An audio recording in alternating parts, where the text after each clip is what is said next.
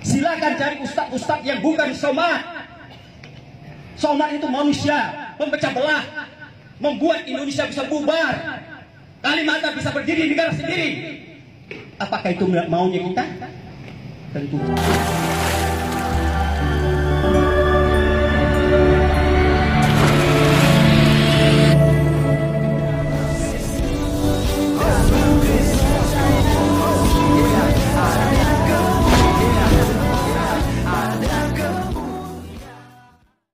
Salam Elechem Besem Yeshua HaMashiach. Salam damai sejahtera di dalam nama Tuhan Yesus Kristus untuk kita semua.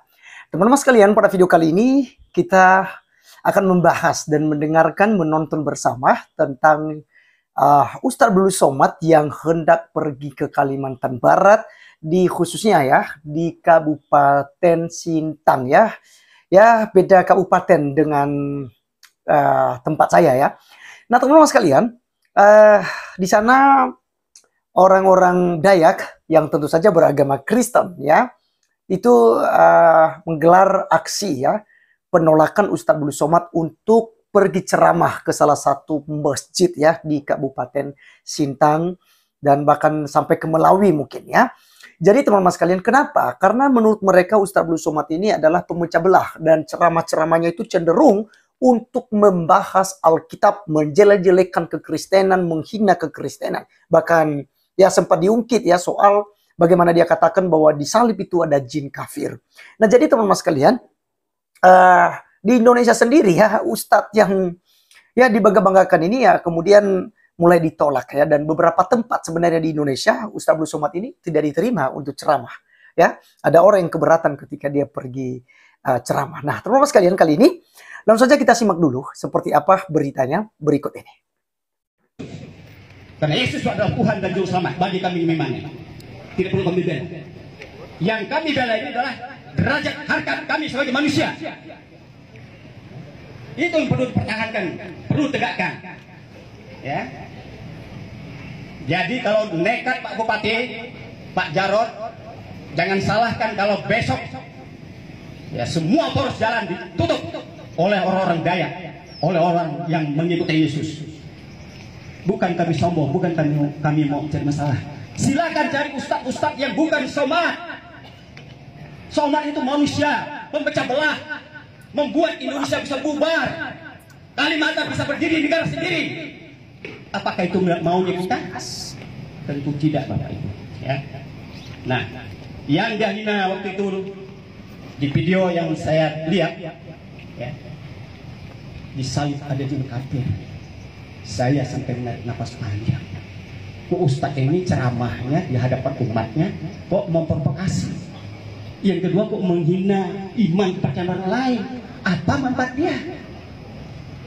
Cobalah ceramah tentang hadis, tentang Al-Quran.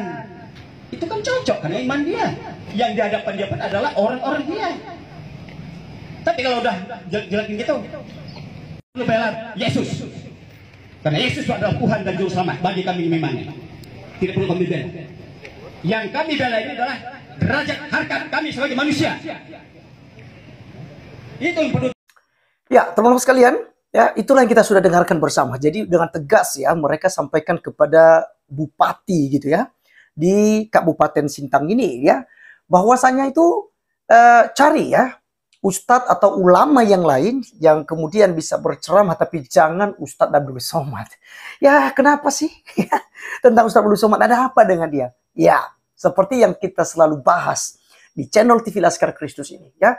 Saya sudah tidak bisa hitung berapa video yang saya reaction dari Ustadz Abdul Somad ya. Terutama yang begitu viral pada waktu itu ketika dia mengatakan bahwa di salib itu ada jin kafir. Jadi kalau ada ya itu di rumah sakit pun atau di mana itu tutup katanya. Kemudian kalau ada mobil ambulans yang ada ada tanda plus di situ juga katanya itu adalah salib dan harus ditutup, dipilok lalu ganti dengan bulan sabit. Nah, ini dia teman-teman sekalian ya. Dan banyak lagi. Dia katakan Yesus itu adalah ciptaan, Yesus itu diangkat jadi Tuhan oleh orang-orang Kristen di tahun 325 Masehi. Jadi isi ceramahnya adalah mengganggu kekristenan, menghina kekristenan gitu. Ya, jadi makanya tadi mereka katakan biar dia bahas hadis, biar dia bahas Al-Quran, itu kan cocok dalam keimanannya dan juga pendidikannya dan jabatannya sebagai ulama. Ya, itu. Nah teman-teman sekalian, ternyata ini bukan hanya di Kalimantan dia ditolak, tapi juga dia ditolak ya di NTT, bahkan sudah dilaporkan ke pihak kepolisian. Nah, seperti apa videonya? Mari kita langsung saja simak berikut. Sedang dilaporkan ke Polda Nusa Tenggara Timur karena dianggap penistaan agama. Sudah baca beritanya? Pertama, itu saya menjawab pertanyaan, bukan saya membuat-buat untuk merusak hubungan. Ini perlu dipahami dengan baik. Yang kedua, itu pengajian di dalam masjid tertutup, bukan di stadion, bukan di lapangan sepak bola, bukan di TV, tapi untuk intern umat Islam menjelas pertanyaan tentang patung dan tentang kedudukan Nabi Isa alaihissalam untuk orang Islam dalam Quran dan Sunnah Nabi sallallahu alaihi wasallam. Yang ketiga, pengajian itu lebih 3 tahun yang lalu. Sudah lama di kajian subuh Sabtu di Masjid An-Nur Pekanbaru. Karena saya rutin pengajian di sana. 1 jam pengajian diteruskan dengan tanya jawab, tanya jawab, tanya jawab. Kenapa diviralkan sekarang? Kenapa dituntut sekarang? Saya serahkan kepada Allah Subhanahu wa Ta'ala. Sebagai warga yang baik, saya tidak akan lari, saya tidak akan mengadu, saya tidak akan takut, karena saya tidak merasa salah dan saya tidak pula ingin merusak persatuan dan kesatuan bangsa. Dari 3 poin ini apakah jelas? Nah, yang Ya, teman-teman sekalian, ya itulah berita-beritanya, dan bahkan juga Ustaz Abdul Somad sendiri ya juga mengakui hal itu ya. Ya kemungkinan besar apakah ini baru atau mungkin video lama, tapi yang jelas yang kita mau bahas di sini bahwa Ustaz Abdul Somad ini sebenarnya sudah beberapa pihak yang melaporkan ya. Kenapa dilaporkan teman-teman sekalian ya? Karena memang ceramahnya itu radikal ya. Ceramahnya itu cukup kontroversi dan cenderung ya untuk menghina dan menista kepercayaan atau iman agama lain gitu ya. Dan itu bukan dari kalangan Kristen saja yang menegur ceramah-ceramah seperti itu. Tapi juga misalnya Gus Islah Basarawi ya. Barawi ya. Islah Barawi. Kemudian ada beberapa lagi dari Gus-Gus ya. Yang kemudian tidak sependapat ya dengan ceramah-ceramah Ustaz Abdul Somad yang cenderung ya mengganggu keimanan orang lain, bahkan menghina ya kepercayaan agama lain. Dan ini sudah dilaporkan ke pihak kepolisian. Tapi ya kita tidak tahu teman-teman sekalian. Inilah yang sering kita katakan bahwa apakah undang-undang ITE itu, undang-undang penistaan agama itu hanya untuk menjerat orang-orang Kristen saja dan agama lain selain daripada agama Islam, atau memang ini juga berlaku untuk Islam. Nah kalau memang berlaku untuk Islam, kenapa sih ya Ustaz Abdul Somad ini tidak ditangkap-tangkap, tidak diproses? Apakah tidak cukup bukti gitu ya? Ya, atau memang ini ya ada apalah di balik ini semua, kita tidak tahu Mas sekalian ya. Tapi yang jelas kan undang-undangnya mengatakan bahwasanya itu ya barang siapa yang tidak berhak dan dengan sengaja ya untuk membahas agama lain dan membaca kitab suci agama lain lalu menafsirkannya, ini suatu penistaan agama ya. Tapi ya kita lihat selama ini teman-teman sekalian, hampir rata-rata para polemikus muslim melakukan hal itu, melanggar undang-undang itu. Ya tapi hukum tidak menjerat. Ada teritorial. Oh kalau begitu, kalau salah lapor gitu, lapor gitu. Ya bukan tidak dilapor. Misalnya Julius HMC pada waktu itu dilaporkan oleh Pendeta Muri Walianto ya.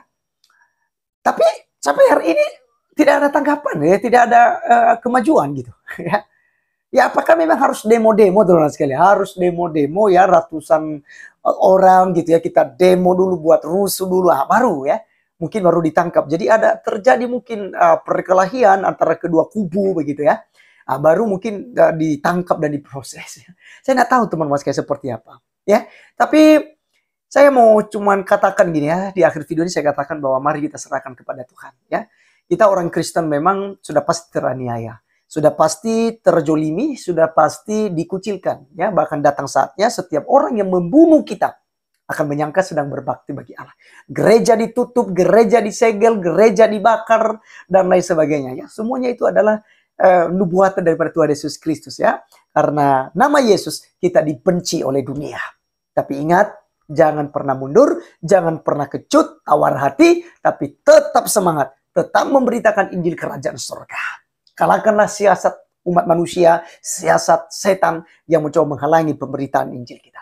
Kita tetap menggunakan media sosial ini untuk mewartakan video-video mereka, kita counter, kita jawab, meluruskannya untuk kemuliaan nama Tuhan dan untuk mendidik juga orang-orang Kristen yang tentu saja menonton dan menyaksikan video-video daripada TV Laskar Kristus ini. Oleh karenanya teman-teman sekalian tetap dukung saya, tetap dukung apologi-apologi yang lain ya untuk terus mempertahankan ajaran-ajaran kekristenan ini agar kita semakin hari semakin kuat di dalam kekristenan kita. Baik, sekian video kali ini. Sampai ketemu di video berikutnya. Tuhan Yesus memberkati. Salam.